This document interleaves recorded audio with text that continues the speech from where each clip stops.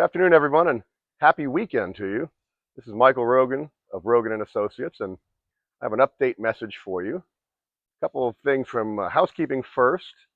Recent events have reminded us to tell you that we prefer if you do not leave trade instructions on voicemail or email to us.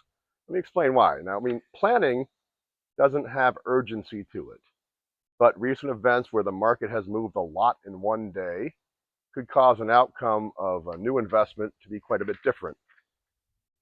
We have state-of-the-art cybersecurity, but understand that includes spam filters. And the people that we don't like, who are trying to rip us off, use a lot of the same language you might use to say, hey, could you send us some money, or we're going to send you some money. Spam filters are dynamic. They're kind of living and breathing things. The things that they target change all the time. So it's hard for us to keep knowing what is going to be targeted or what words you may use. So here's a simple thing to remember. First of all, just call us. We're really easy to talk to. But if you really want to send something by email, a lot of people do periodically, okay, it's time to go ahead and pull some money of our account. We're ready to add some more money. Again, that's not urgent. But if there's any urgency to it and you want to send it by email to us, just call us. Follow up with a phone call. Now, that being said, what do we really want to talk about? Well, it's been an interesting period of time, hasn't it? You know, the headlines are hard to avoid, even though a lot of you are trying to stay away from watching the news. I want to say to you, though, that I'm proud of you. The vast majority of the very few phone calls we've actually been getting are from clients like you asking us if we think it's a good time to add money to your portfolio. So the rules of thumb are a good time to add money to a portfolio is when you have some. Likewise, a good time to take money out of your portfolio is when you need some for your life goals. Everything else is reactive, and we don't do that. We don't try to react in any way. And of course, we don't invest your money like an index. So if this index or that index goes up or down some amount, you are more broadly diversified than that. Now, as you might be guessing, I'm going to tell you, as I always do, the best course of action is to just stay the course. But let me delve into the issues a little bit of the headlines and give you some perspective. The media, in their media central groupthink, can only report on one story at a time. And that story right now is tariffs, tariffs, tariffs. Now, it is more complicated than that. The politicians in our country have done a great job of dividing us, very much dividing us. We're wearing red jerseys or blue jerseys. Or orange man bad, orange man good, depending on which side you want to be on.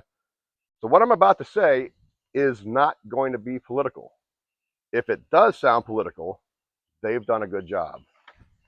Going back about 40 years ago, about just after the cavemen, I actually got a degree in economics. And just about since then, till now, I've worked with economics and I've studied it and I've given advice, essentially dealt with the economic issues ever since.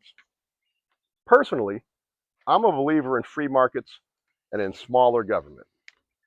More freedom, more personal responsibility.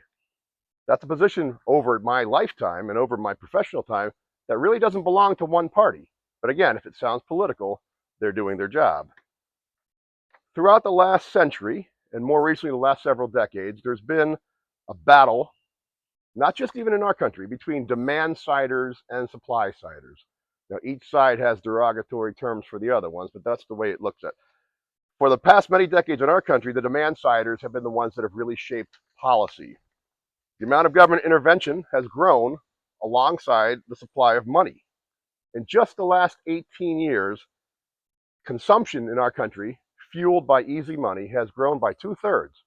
Now, our manufacturing has only grown by 1/8. We have created an economy that makes up for that difference with imports. At the same time, much of Europe and Asia, particularly China, have developed economies depending on exports, usually primarily to the United States and the United States consumers. So it's kind of been a hand-in-glove thing. However, the resulting trade imbalance has grown our national debt ever faster. Some argue it's unsustainable. Some argue it isn't unsustainable. I think it is eventually unsustainable. Thus, we have the argument about tariffs. Tariffs are used worldwide by most countries just to tip the scales in their favor a little bit. Europeans and Chinese use tariffs to make their goods more attractive to U.S. consumers. Tariffs aren't bad or good, but they are a tax, and they are not at all free trade. Reportedly, the goal of this administration is to level the playing field. Some postulate the goal is eventually to have tariffs eliminated altogether and have freer trade. I don't know. That's the end of this economics issue, because I don't know how this is going to end, and neither do you, and neither does anybody else. The good news is we don't have to know, because there's nothing we can do about it. I do believe the turmoil is going to smooth out as trade deals are reached in the coming weeks. That's my best guess.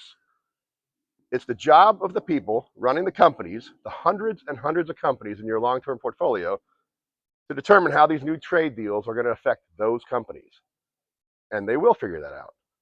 Amongst just like all the other things we've been through over the years, this too shall pass, possibly in a very favorable way for our economy. Now, if I told you I had a crystal ball and I could see 2 years in the future and the S&P 500 index would be up 30% in 2 years, how would you feel about that? I feel like most of you are saying, well, that'd be pretty good. Did you know, as I'm speaking right now, 2 years ago till now, the market's actually up 30%. The S&P 500 is up 30%.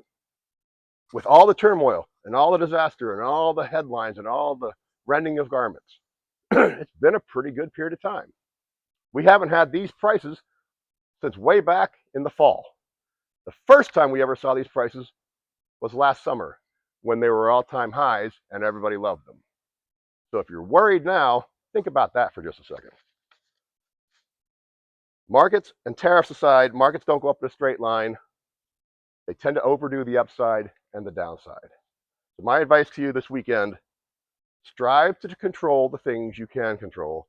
Your health, your relationships. As I was writing this out, I said, I was going to say your family, but we all know maybe that's not true. Try to enjoy the enjoyment in your life. Control that. And do yourself a favor. Take off your political jersey. Try to see your friends and family through a lens of grace. Go and enjoy your lives. Thank you for listening. I'm Michael Rogan from Rogan Associates Financial Planners.